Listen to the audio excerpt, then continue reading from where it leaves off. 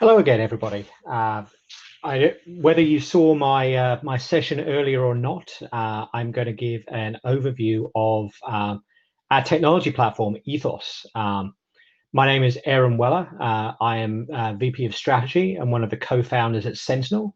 We are a privacy consultancy and technology company based out of Seattle, Washington, in the Pacific Northwest of the United States. It's currently just after 6 in the morning. And I've been up for a couple of hours already, so forgive me for drinking my coffee as we go through. I'm going to give you a bit of an overview of kind of why we developed yet another privacy technology when there are so many on the market today. Really, hopefully I'll be able to give you an impression of how Ethos is a little bit different from what you may have seen elsewhere, because we're trying to solve different problems. What we're trying to do is really what we've seen is that organizations really struggle to unlock the value of data. We see organizations collecting more and more personal information.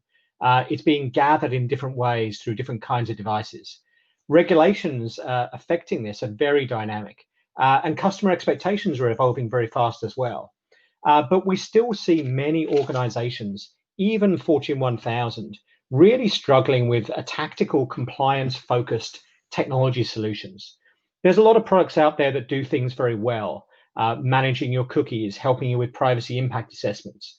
But what they're not doing is really helping you as an organization to think about what is the right privacy program? How do I build that? How do I sell that within the organization? And then how do I manage that over time? So really what we're trying to do is to help organizations think about changing the status quo, taking a proactive approach to adapting to pending privacy legislation rather than just being reactive whenever something changes, and really trying to drive business innovation through privacy rather than being seen as kind of the organization that just says no all the time whenever anyone wants to innovate and use data in different ways. We also see that visibility and measurability are really key, and not just the raw numbers, but really thinking about the story that you're telling around that as well. And how can you convince people where privacy is not their day job that they really should be taking some of these things into consideration? So really moving towards privacy as a differentiator. If you saw my earlier presentation, you'll see that I was talking about what I call a culture of privacy. So prior to helping to start Sentinel, I was one of the practice leads at PwC. I managed the privacy program for the Western United States. And one of the things that I realized when I was talking to organizations across the US and globally was that a lot of them are really stuck in focusing on compliance with legal obligations. When I thought a little bit more broadly than this, I said, well, there's a lot of things that actually constrain the way that your organization can manage personal information. It's not just legal constraints. You've also potentially, particularly if you're a data processor, you have a lot of contractual obligations that restrict what you can do with personal information. You also have organizational strategic goals. And you're probably very familiar with, if you've gone and talked to other executives or to the board, if you're saying you need to comply, they may not be listening to you if that's just not in alignment with, or you can't describe how it could be aligned with the overall goals of the organization. Ethical usage is also very important, and particularly it's coming to the forefront in the last couple of years, where just because you can do something with information doesn't necessarily mean that you should, that it's fair, that people will really think that that's the right way to go about something. And obviously customer satisfaction considerations should be taken into account as well. And this combination of things, these priorities, will ultimately drive the right program for your organization.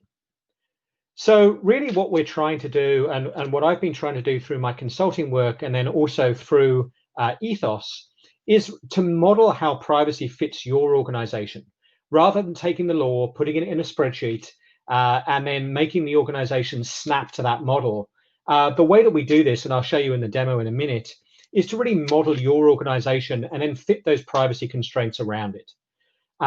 Tying policy and practice together so that there's this flexibility and also adaptability between the program and then the various things that are driving it. One of the other cool things that we're able to do with the way that we've built the technology is that we can use what I call what if functionality. If your business changes, if the world changes, if you move into Brazil, there's a new privacy law there, how is that going to affect what your existing program commitments are? All of these things we can model within Ethos and then help to plan and project manage some of those next steps you'll need to do to continue to manage the changing world around you. Telling that story is really a pain point that I've seen from a lot of organizations. It's really getting ahead of some of these things and being able to be a little bit more proactive rather than constantly chasing your tail. I think of this as kind of the compliance hamster running around and around on the wheel and never really getting anywhere. We want to break that wheel and get you off of that and get you really thinking about how do you add value to the business. So really, there are three key benefits to using Ethos. It's really understanding, eliminating that guesswork, that manual work around which laws apply to me. What if my organization does different things with data in different parts of the world? How do I know where laws apply? How do I know where my contracts or other obligations apply as well? And how can I layer all of these things together using a consistent model and language? That allows you to then gain insight into what is the current status of my program right now? Where am I with implementing things to address those gaps? And then what's coming down the road? What am I looking forward to in the future? That then allows you to execute and scale effectively through interacting and integrating with other tools. And I think this is a really key point that I wanted to make, is that Ethos is really not designed to replace any technology investments that you have already. It's designed to work in conjunction with those in a way that we look at kind of sitting on top, almost like if you're familiar in the security context with the idea of a SIM or a security event manager, where what we can do is kind of sit on top of your existing enterprise privacy toolchain, automate some of those aspects, integrate with existing technologies, and then interoperate to produce what we call a single pane of privacy glass. And we really see this as being complementary. And our initial clients that we're onboarding to the platform right now, often they have other technologies that they're then integrating with Ethos. A great example of that would be where we're integrated with Jira. So a common system that organizations use to manage IT workflows. One of the things about Ethos is we don't really want everyone to be able to have to learn a brand new tool. In this example, what we can do is understand what the requirements are in Ethos, create tasks to go and get those done, and then assign those tasks out through a Jira integration, where all of that workload can be done by teams within Jira or whatever your other ticketing system is that they already use. When that ticket is closed, it's updated within Ethos. And again, you get that overall view of the program. We have a company right now we're rolling this out for, where they're actually looking at rolling this out to 10,000 teams globally. So we're looking at that kind of cloud scale with some of these integrations.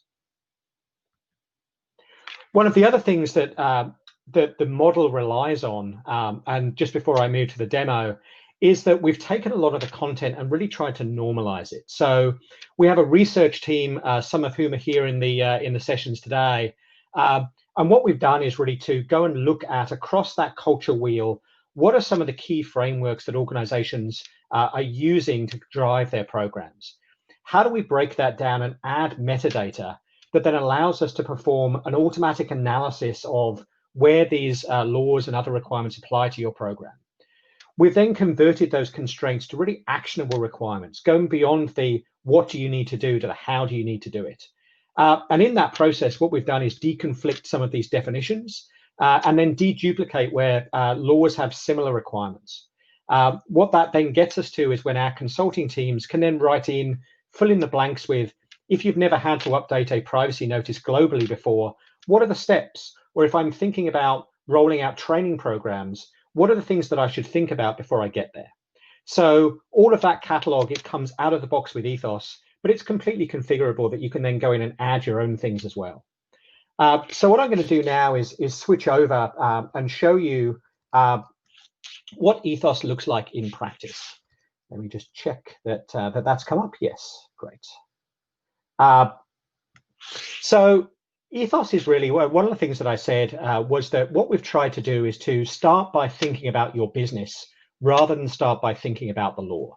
And what I've done here is to set up an organization that we call, in this example, ACE company.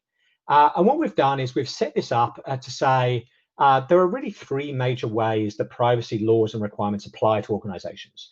One is jurisdictionally, two is around the type of data, and then three is around the use cases for that data. So what are we actually doing with the data that we have?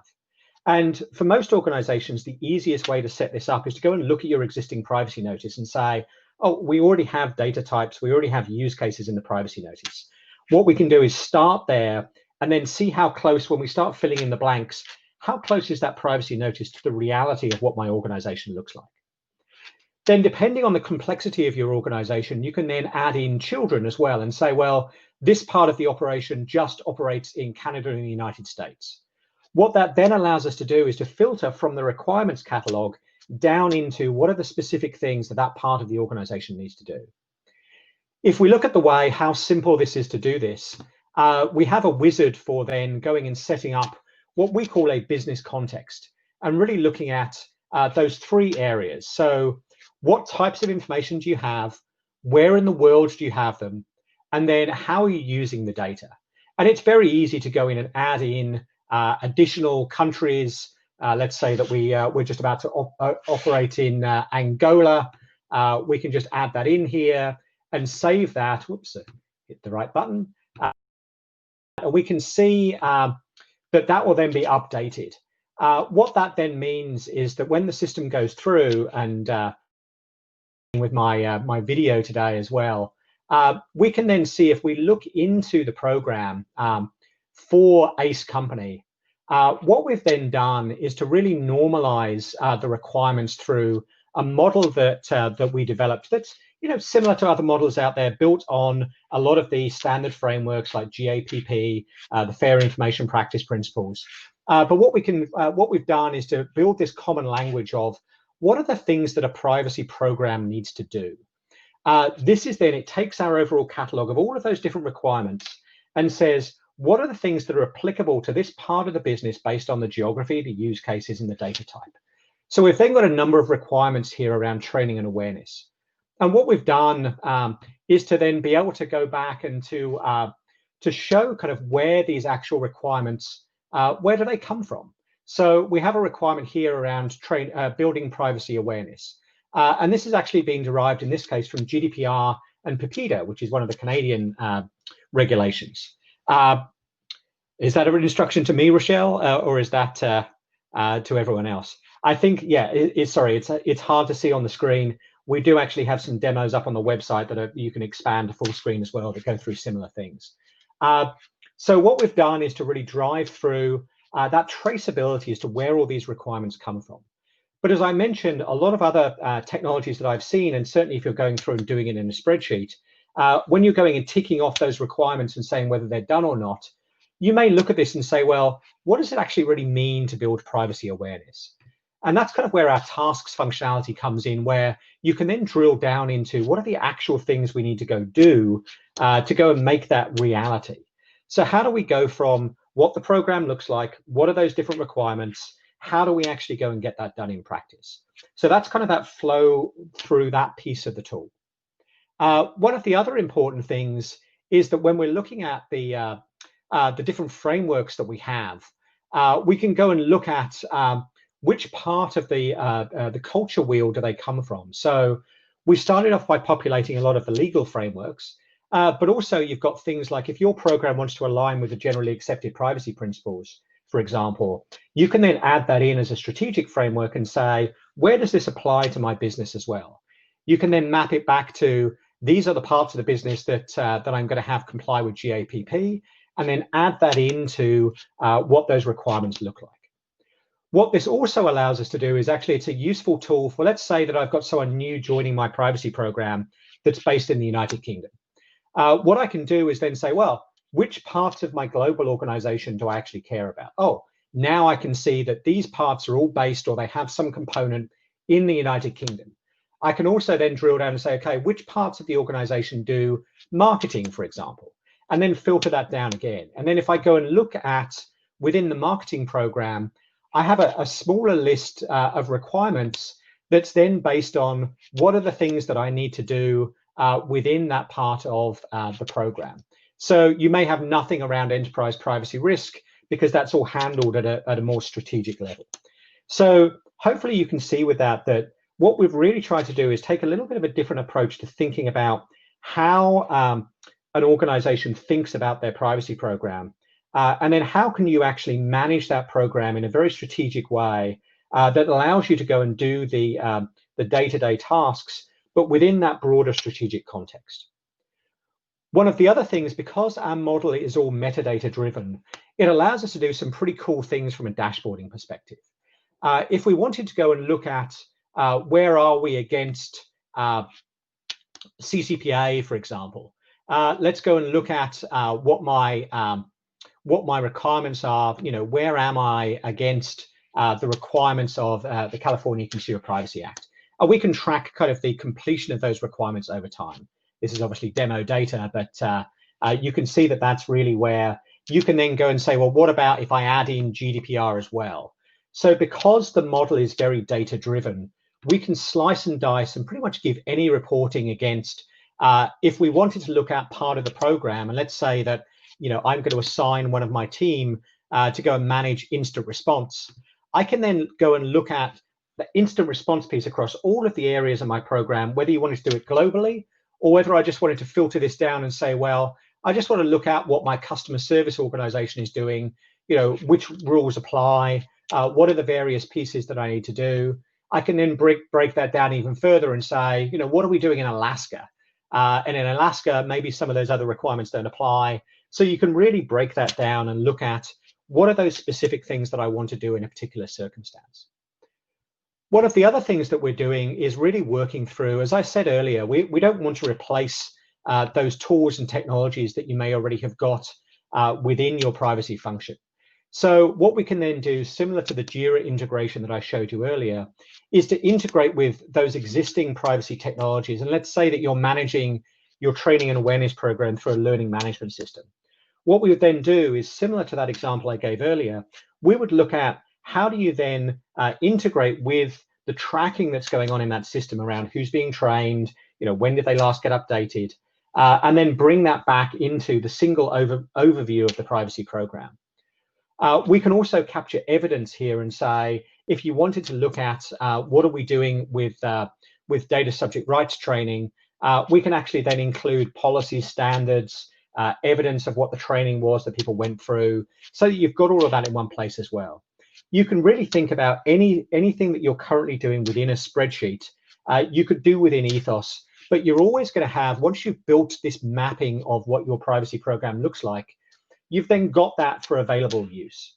So some of the use cases that we're going through with our clients right now, one of them is using this to map where do they have DPO requirements, so where do they need to assign a data protection officer around the world, and then what are those requirements, where are those being filled? At the moment, it was in a spreadsheet. They're now moving it into Ethos. Another client is a binding corporate rules organization. So they have binding corporate rules around the world. They have 50 different legal entities that have all signed up to the binding corporate rules. And again, instead of tracking compliance and the organization who signed what version in a spreadsheet, they can now just map this onto the organization. We can add in the binding corporate rules, their specific way of testing that, as a custom framework. So we can add in, going beyond these standardized requirements, we can just add in a framework and say, this is your binding corporate rules. It's going to be something where we can say it's kind of tied into a legal framework, and add that in, and then be able to track that against where that matters in the business. One of the other interesting things that we've been able to do, if we think about, we're probably all well aware that different privacy laws actually have different definitions for the same thing. So here's an example of where we have different definitions for a child. Now, what you can do is when you go through and look at, we've built the privacy program out, we can then give you the options and say, your privacy program actually aligns both with, in this case, the GDPR definition, which can vary between different countries. And then also in another jurisdiction, we're looking at a data principal below the age of 18 years. So what we can do is give you those different definitions for the terms so you don't have to go and look them up. and then you can decide which one of those you're going to use within your program. So we think about the variables and then apply those into the requirements so that when you're looking at complying with the requirements, you're actually taking into account some of this nuance in the law that normally you'd have to go and do all the research, work out what the different definitions are. We've done kind of all of that, I would say, the busy work for you, so you can really focus on doing the things that are going to be more value added to your organization.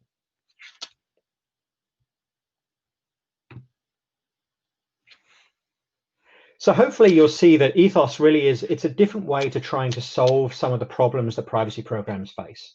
We've tried to take a different view that really focuses on how do we help people who are running privacy programs communicate to different stakeholder groups to really build the right program for that organization that looks beyond legal compliance and thinks about how are really kind of the totality of our obligations around how we manage personal data. How do we roll those up and manage them using a consistent language? One of the other things, as I said, is if we can go and we can look into the future and say, what if we were going to start collecting a different type of data? Or if we wanted to say, we're now going to go and look at a different way that we're going to be using the information. We've built out taxonomies of a lot of these different kinds of use cases. And then with these things, for example, with email marketing, if I added this one into our business context, we would then be able to see that then can spam in the United States. So the logic would be if you're in the United States and you're doing email marketing, you then pick up the requirements of can spam, so that the anti-spam law in the US. So a lot of that work around thinking about which privacy laws apply where and how to our organization would be done for you. So that's really one of the big advantages is it helps you to think about what that right structure is, and then you can go and operationalize the program however you like. We tend to think about looking at this as an assess, implement, operate life cycle. So for an assessment process, you can go and set up all of those requirements, think about which ones you have, go and assess where you are today. Where you identify gaps, you can then go and implement using the tasks functionality. How do we go and get this done? And then from an operate mode, you can then look at setting effectively expiration dates on policies, standards, artifacts. Oh, we need to update our policy once a year. When it's 3 months out, you could say, give me an alert, we'll start that process through. It will then walk you through those steps to go do that.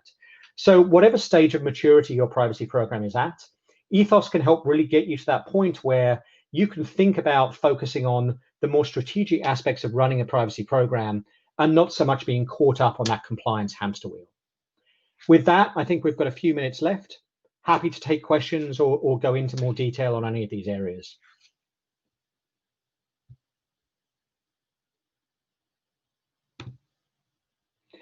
I don't see any questions coming through, but if there are any, feel free to join me or one of our team at the booth, or the virtual booth, or just drop me a communication in the chat, and I'd be happy to talk further. We also have some more demo videos, and you can sign up for a trial at our website, which is cultureofprivacy.com. Thanks very much.